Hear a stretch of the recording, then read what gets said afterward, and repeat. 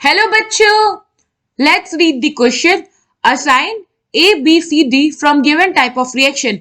A for disproportionation reaction, B for comproportionation reaction, C for either intermolecular redox reaction or displacement reaction, and D for either thermal combination redox reaction or thermal decomposition redox reaction. PCl5 when heated decompose into PCl3 plus Cl2. So question में क्या है कि हमारे पास ये chemical reaction है, हमें बताना है कि ये किस टाइप का रिएक्शन है. तो अगर आप यहाँ हमारी रिएक्शन जो गिवन है उसको देखो तो ये है PCl5. इसको जब हम हीट कर रहे हैं तो ये डिकम्पोज कर रहा है PCl3 और Cl2 में. तो ये क्या हुआ, ये क्या डिकम्पोज. तो इस रिएक्शन से हमें एक चीज पता चल गया कि यहाँ पे थर्मल डिकम्पोजिशन हो रहा है, क्योंकि हमारा एक जो रिएक्टेंट है वो डिफरेंट प्रोडक्ट्स फॉर्म कर रहा है. इसका मतलब होता है कि वो डिकम्पोज कर रहा है.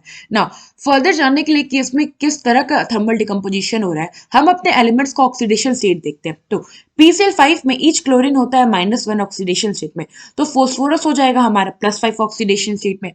PCl3 की बात करें तो ईच क्लोरीन होता है हमारा -1 ऑक्सीडेशन स्टेट में, फोस्फोरस हो जाएगा +3 में, और Cl2 में क्लोरीन हो जाएगा 0 ऑक्सीडेशन स्टेट में, क्योंकि ये अपने एलिमेंटल फॉर्म में है.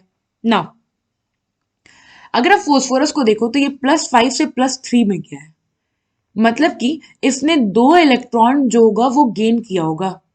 और अगर ये इलेक्ट्रॉन गेन किया इट मींस कि इसका रिडक्शन हो गया यहाँ पे.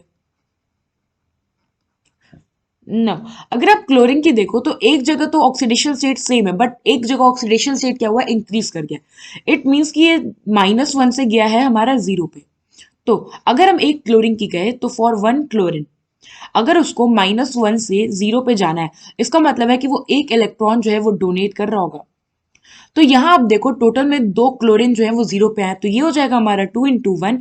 तो टोटल में क्लोरीन ने 2 इलेक्ट्रॉन डोनेट किया है, और कोई भी एलिमेंट इलेक्ट्रॉन डोनेट करता है तो इसका मतलब है कि उसका ऑक्सीडेशन हो रहा है.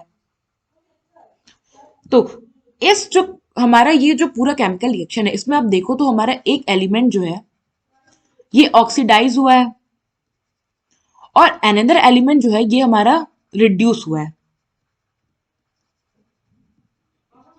तो कोई भी ऐसा केमिकल रिएक्शन जिसमें एक ऑक्सीडाइज और दूसरा रिड्यूस हो एलिमेंट, ऐसे रिएक्शन को हम कहते हैं रिडॉक्स रिएक्शन. ना जब आप इस ओवरऑल रिएक्शन को देखोगे तो यहां देखो थर्मल डिकम्पोजिशन हुआ है और रिडॉक्स रिएक्शन है. इट मींस कि जो ओवरऑल रिएक्शन है ये है हमारा थर्मल